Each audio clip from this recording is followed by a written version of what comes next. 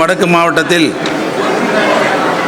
செங்கற்பட்டு சட்டமன்ற தொகுதியில் நடைபெற்று முடிந்த சட்டமன்ற தேர்தலில் அதிமுக வேட்பாளராக போட்டியிட்டு வெற்றி வாய்ப்பை இழந்த தம்பி கஜா என்கிற கஜேந்திரன் அவர்கள் தலைமையில் 1200க்கும் மேற்பட்ட அதிமுகவை சார்ந்தவர்கள் இன்றைக்கு தாய் கழகத்தில் இணைகிற இந்த இனிய விழாவிற்கு வருகை தந்து வாழ்த்துறை வழங்க வருகை தந்திருக்கிற தமிழினத்தினுடைய ஒப்பற்ற தலைவர், நாமெல்லாம் உயிராக போற்றுகிற நம்முடைய அற்புத தலைவர், கழக தலைவர் அண்ணன் தளபதி அவர்களே, இளைஞரணி செயலாளர், எதிர்க்கட்சி தலைவர், எங்கள் இளைய தலைவர் தம்பி உதயா அவர்களே, நம்முடைய கழக பொருளாளர் அண்ணன் டிஆர்பி அவர்களே, முதன்மை செயலாளர் அண்ணன் நேரு அவர்களே, அமைப்பு செயலாளர் அண்ணன் RS பாரதி அவர், அமைப்பு துணை செயலாளர்கள் அன்பகம் கலை அவர்களே, அண்ணன் TKS இளங்கோவன் அவர்களே, இந்த நிகழ்ச்சியில் கலந்து கொண்டிருக்கிற மாவட்ட கழக நிர்வாகிகளே, தலைமை செயற்குழு உறுப்பினர்களே, பொதுக்குழு உறுப்பினர்களே, பகுதி ஒன்றிய நகர பேரூர் கழக செயலாளர்களே மற்றும் நிர்வாகிகளே, உள்ளாட்சி மன்ற பிரதிநிதிகளே, தாய் கழகத்தில் இணைய வருகை தந்திருக்கிற அந்த இயக்கத்தில் அதிமுகவில் பல்வேறு பொறுப்புகளை ஏற்றுக்கொண்டு பணியாற்றிய ஒன்றிய கழக நிர்வாகிகள், அமைப்புகளினுடைய நிர்வாகிகள், ஊராட்சி மன்ற தலைவர்கள், கிளை கழக செயலாளர்கள், இன்றைக்கு தாய் கழகத்தில் இணைய வருகை தந்திருக்கிற உங்கள் அனைவரையும் மாவட்ட திராவிட முன்னேற்ற கழகத்தின் சார்பில் வருக வருக வருக என நான் அன்போடு வரவேற்கிறேன். நடைபெற்று முடிந்த தேர்தலை பொறுத்தவரையில் பொது வாழ்க்கைக்கும் அரசியலுக்கு சம்பந்தம் இல்லாதவர்கள் இன்றைக்கு ஆட்சி பொறுப்பு வந்திருக்கிறார்கள். ஒரு வினோதமான தேர்தல் இந்த தேர்தல். இரவு பகல் பாராமல் இந்த அரசியலில் முதல்வராக இருந்த பொறுப்பேற்று தமிழ்நாட்டில் இருக்கிற ஏழை எளிய தாழ்த்தப்பட்ட பிற்படுத்தப்பட்ட மக்களுடைய வாழ்க்கை தரத்தை உயர்த்தி அதற்கு நாம் சிறப்பாக பணியாற்றிட வேண்டும் என்று உங்களை எல்லாம் அன்போடு கேட்டுக்கொண்டு,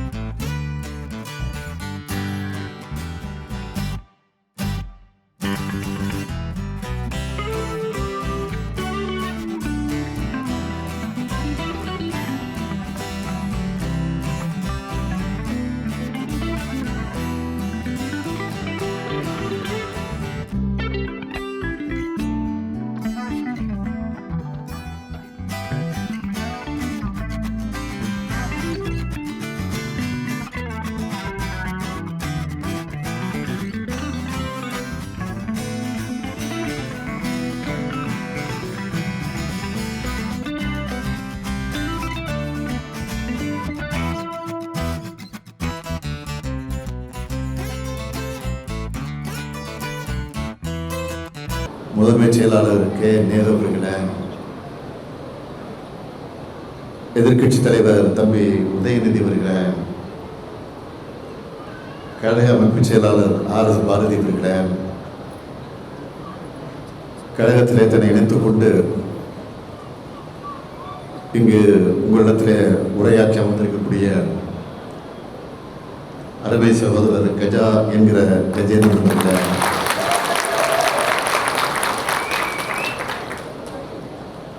இந்த நிகழ்ச்சிக்கு வருகை தந்து சிறப்பித்துக் கொண்டிருக்கக்கூடிய முன்னாள் சட்டமன்ற உறுப்பினர்கள் ஈகா அவர்களே, வரலட்சுமி மதுசூதனன் அவர்களே, மாமல்லபுரம் விஸ்வநாதன் உள்ளிட்ட கழக நிர்வாகிகளை, நம்முடைய அருமை சகோதரர் கஜா என்கிற கஜேந்திரனோடு நம்முடைய தாய் கழகமாம் திராவிட முன்னேற்ற கழகத்தில் இணைத்துக் கொள்வதற்காக வருகை தந்திருக்கக்கூடிய அன்புக்குரிய சகோதரர்களே, சகோதரிகளே, இனிய நண்பர்களே, தோழர்களே, அன்புக்குரிய நண்பர்களே, உங்கள் அனைவருக்கும் அன்பான வணக்கம். தாய் கழகமாம் திராவிட முன்னேற்ற கழகத்தில் தங்களை இணைத்துக் கொள்வதற்காக வருகை தந்திருக்கக்கூடிய அனைவரையும் வருக வருக வருக என நான் வரவேற்க விரும்புகிறேன். அண்ணா அறிவாலயத்திற்கு வந்திருக்கிறீர்கள், கலைஞர் அரங்கத்திலே உட்கார்ந்திருக்கிறீர்கள். ஆக அந்த உணர்வோடு வந்திருக்கக்கூடிய உங்கள் அனைவரையும் மீண்டும் மீண்டும் நான் வரவேற்கிறேன். 75 ஆண்டு காலம் தன்னுடைய லட்சிய பயணத்தை தொடர்ந்து நடத்தி தபல விழாவை கொண்டாடி கொண்டிருக்கக்கூடிய திராவிட முன்னேற்ற கழகத்திற்கு நீங்கள் வந்திருக்கிறீர்கள். அது மட்டுமல்ல, ஒரு முறை இல்ல 6 முறை தமிழ்நாட்டை ஆட்சி நடத்திய திராவிட முன்னேற்ற கழகத்தில் தங்களை இணைத்துக் கொள்ள வந்திருக்கிறீர்கள். நவீன தமிழ்நாட்டை உருவாக்கி தந்திருக்கக்கூடிய தலைவர் கலைஞர் அவர்களால் உருவாக்கப்பட்டிருக்கக்கூடிய இந்த அண்ணா அறிவாலயத்திற்கு நீங்கள் எல்லாம் வந்திருக்கிறீர்கள். ஆகவே வந்திருக்கக்கூடிய அனைவரையும் நான் மீண்டும் மீண்டும் வருக வருக என்று வரவேற்கிறேன். எப்பொழுதுமே ஒரு இயக்கத்திலிருந்து இன்னொரு இயக்கத்திற்கு பிரிந்து போகிறார்கள் என்று சொன்னால் ஏதோ ஒரு லாபத்தை அடிப்படையாக வச்சு, ஏதாவது வசதியை மனதிலே கொண்டு ஆளுங்கட்சி நோக்கித்தான் அதிகமாக போவது உண்டு. அதுதான் நாம் பார்த்திருக்கிறோம். ஆனால் இன்றைக்கு திமுக ஆளுங்கட்சி அல்ல, ஆளுங்கட்சியாக இருந்து இப்போ எதிர்கட்சியாக மாறி இருக்கிறது. ஆனால் எதிர்கட்சி நோக்கி நீங்கள் எல்லாம் வந்திருக்கிறீர்கள் என்று சொன்னால் பதவிக்காக நீங்கள் வரல, சொகுசாக வாழ வேண்டும் என்பதற்காக நீங்கள் எல்லாம் வரல. பணியாற்ற வேண்டும், இந்த இயக்கத்திற்கு துணை நிற்க வேண்டும், தமிழ் சமுதாயத்திற்கு நாம் பாடுபட வேண்டும், இழந்திருக்கக்கூடிய ஜனநாயகத்தை பாதுகாக்க வேண்டும் என்ற உணர்வோடு வந்திருக்கிறீர்கள். அப்படி வந்திருக்கக்கூடிய உங்களை எல்லாம் நான் மீண்டும் மீண்டும் வரவேற்கிறேன். இங்கு நம்முடைய கஜா என்கிற கஜேந்திரன் அவர்கள் பேசுகிற போது குறிப்பிட்டு சொன்னார், நான் பல ஆண்டு காலம் அதிமுகவிற்கு பணியாற்றி இருக்கிறேன், 2 முறை தேர்தல் களத்தில் ஈடுபட்டு இருக்கிறேன். இருந்தாலும் அந்த இயக்கத்தில் இருந்தபோது நான் விசுவாசமாக பணியாற்றி இருக்கிறேன் என்பதை வெளிப்படையாக அவர் எடுத்துச் சொன்னார். நான் பாராட்டுகிறேன், வாழ்த்துகிறேன். எப்பொழுதுமே ஒருவன் ஒரு தொண்டனாக இருந்தாலும் சரி, ஒரு செயல்வீரனாக இருந்தாலும் சரி, ஒரு தலகர்த்தராக இருந்தாலும் சரி, தளபதியாக இருந்தாலும் சரி, தலைவராக இருந்தாலும் தான் கொண்டிருக்கக்கூடிய லட்சியத்திற்கு கட்சிக்கு விசுவாசமாக இருந்திட வேண்டும். ஆகவே நிச்சயமாக திமுக இணைந்திருக்கக்கூடிய கஜேந்திரன் அவர்கள் நிச்சயமாக திமுகவுக்கு விசுவாசமாக இருந்து பணியாற்றி இருக்கிறார் என்பதை அதன் மூலமாக நான் அறிந்து கொண்டிருக்கேன். அவர் மட்டுமல்ல, வந்திருக்கக்கூடிய நீங்களும் அப்படித்தான் இருக்க போகிறீர்கள். திமுக வரலாறு என்பது 1949 தொடங்கி அதற்கு பிறகு 52 சட்டமன்ற தேர்தலில் போட்டியிடவில்லை இல்லை என்று சொன்னாலும் 57ஆம் ஆண்டு நடைபெற்ற தேர்தலில் நாம் போட்டியிட்டு 15 இடங்களில் வெற்றி பெற்றோம். அதற்கு பிறகு 62 தேர்தல் களத்திலே ஈடுபட்டு நாம் எதிர்க்கட்சி வரிசையில் இடம் வரக்கூடிய அளவிற்கு 50 இடங்களில் அன்றைக்கு வெற்றி பெற்றோம். அதற்கு பின்னால் 67 அண்ணா தலைமையில் ஆட்சி பொறுப்பேற்றோம். அண்ணா மறைவுக்கு பிறகு கலைஞர் அவர்கள் அந்த பொறுப்பை ஏற்றுக்கொண்டு பணியாற்றினார். அதற்கு பிறகு 71 நடைபெற்ற தேர்தலில் வெற்றி பெற்றோம். 71 வெற்றி பெற்று ஆட்சி பொறுப்பிருந்த நேரத்திலே தான்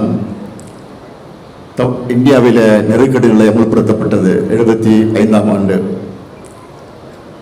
அந்த நெருக்கடி நிலையை நாம் எதிர்த்தோம். நெருக்கடி நிலையை எதிர்த்தால் ஆட்சி பறிமுகம் என்று தெரிந்தே எதிர்த்தோம். நாம் கவலைப்படவில்லை. கலைஞர் அவர்கள் அதை பற்றி கொஞ்சம் கூட கவலைப்படாமல் ஆட்சி நமக்கு முக்கியமல்ல, ஜனநாயகம் தான் நமக்கு முக்கியம் என்று கருதி அந்த நெருக்கடி நிலையை எதிர்த்து சென்னை கடற்கரையில் லட்சக்கணக்கான மக்களை ஒன்று திரட்டி தீர்மானம் போட்டு அன்றைக்கு நிறைவேற்றினார்கள். நெருக்கடி நிலையை ரத்து செய்யுங்கள், கைது செய்து சிறையில் வைத்திருக்கக்கூடிய தலைவர்களை எல்லாம் உடனடியாக விடுதலை செய்யுங்கள் என்ற தீர்மானம் போட்டோம். அந்த தீர்மானம் போட்ட காரணத்தால் 76ஆம் ஆண்டு நம்முடைய ஆட்சி கலைக்கப்பட்டது. அதற்கு பிறகு 13 ஆண்டு காலம் நாம் ஆட்சி பொறுப்புக்கு வர முடியல. மீண்டும் 89 ஆட்சிக்கு வந்தோம். 91 இலங்கையில் இருக்கக்கூடிய தமிழர்களுக்கு திமுக துணை நிற்கிறது என்ற ஒரு பிரச்சாரத்தை நடத்தி அதற்காக நம்முடைய ஆட்சியை கலைத்தார்கள். அதற்கு பிறகு 96 நாம் ஆட்சிக்கு வந்தோம். அதற்கு பிறகு 2006ஆம் ஆண்டு ஆட்சிக்கு 2001 இடைத்தேர்தலில் தோற்றோம். 2006 ஆட்சிக்கு வந்தோம். 2011 தோற்றோம். அதற்கு பிறகு 2021 ஆட்சிக்கு வந்தோம். இப்படி எதற்காக நான் சொல்கிறேன் சொன்னால், வெற்றி தோல்வி என்பது நம்மை பொறுத்தவரையில் மாறி மாறி வரும். அதற்காக வெற்றியை கண்டு நாம் என்றைக்கு வெறி கொண்டு அலைந்து கொண்டிருப்பதில்லை. தோல்வியை கண்டு என்றைக்கும் தோல்வி விடாமல் பணியாற்றக்கூடியவர் தான் திமுக என்பதை இன்றைக்கு நான் நிரூபித்துக் கொண்டிருக்கிறோம். ஆகவே இந்த நிலையில் தான் இன்றைக்கு வெற்றி வாய்ப்பை நாம் இழந்திருந்தாலும், ஆட்சி பொறுப்பை நாம் இழந்திருந்தாலும், எதிர்க்கட்சி நிலையிலிருந்து பணியாற்றிக் கொண்டிருக்கக்கூடிய இந்த சூழ்நிலையில் நீங்கள் எல்லாம் இங்கு நம்முடைய கஜா என்கிற கஜேந்திரன் தலைமையில் வந்து சேர்ந்திருக்கக்கூடிய நீங்கள் எல்லாம் வந்திருப்பதை பார்த்து நான் மகிழ்ச்சி அடைகிறேன், பெருமைப்படுகிறேன். ஆகவே நீங்கள் கவலைப்பட வேண்டிய அவசியம் இல்லை. இப்போ ஆட்சி நடப்பதை நம்முடைய தயவில் தான் நடந்து கொண்டிருக்கிறது என்பதை மறந்து கொண்டிருக்கிறார்.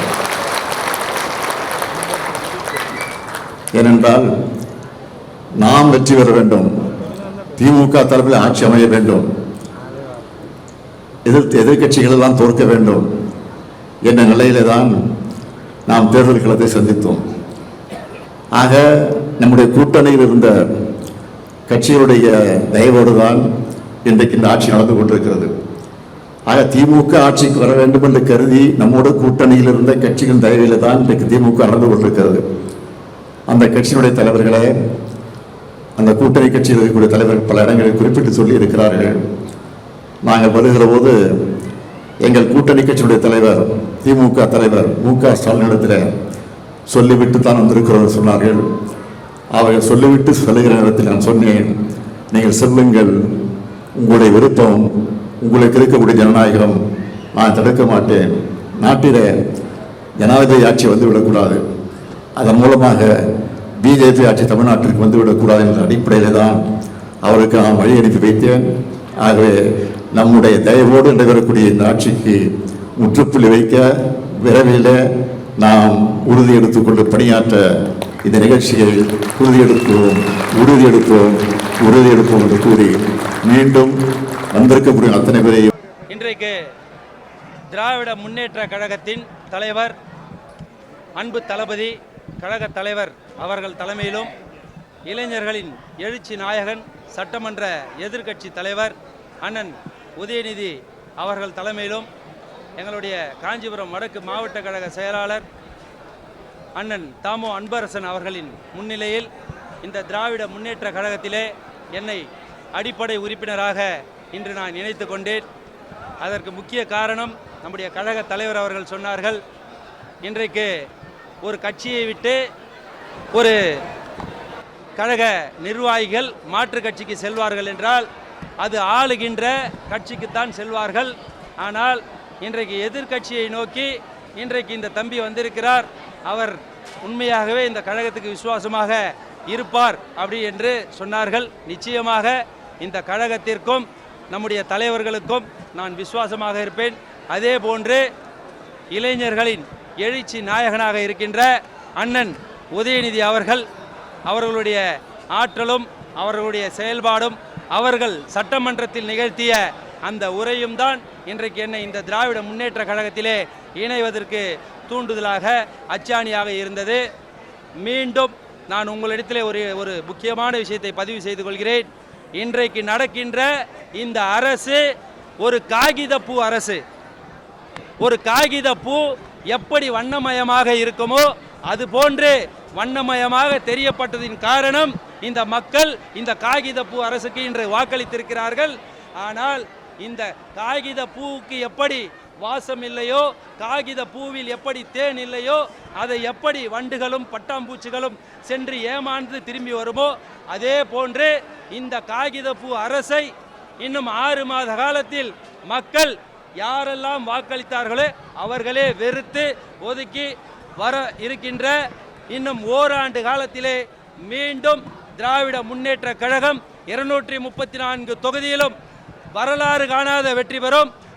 கழக தலைவர் முதலமைச்சராக நிரந்தர முதலமைச்சராக பொறுப்பேற்பார் அண்ணன் உதயநிதி. அவரோடு அவர் கலைஞரை வலுப்படுத்தும் வகையிலே அவர் இன்றைக்கு நிச்சயமாக துணை முதல்வராக வருவார். இந்த ஆட்சி இன்னும் 6 மாத காலத்திலே முடிவுரை எழுதப்படும்.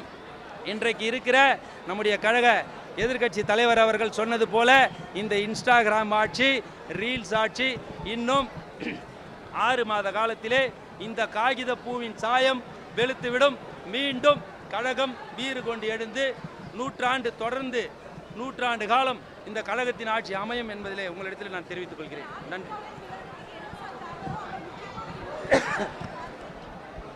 அதிமுகவில் இருந்து நான் விலகி இன்னைக்கு நான் இந்த திராவிட முன்னேற்ற கழகத்தில் இணையறதுக்கான பதிலை நான் இங்கே கேட்கறதுக்கு முன்னாடியே சொல்லிட்டேன்.